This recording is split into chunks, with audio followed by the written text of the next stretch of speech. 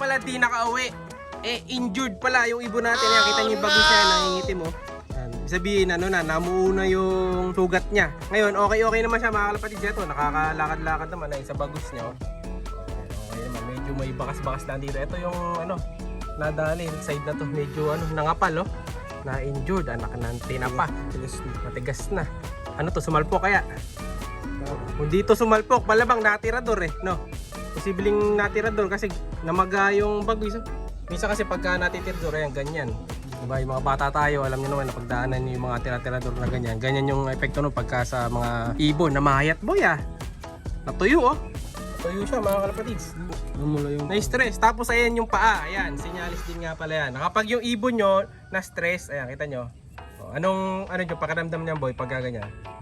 Malamig. Ayun, parang bangkay kumbaga yung awak nyo. Malamig yung paa, tapos namumula.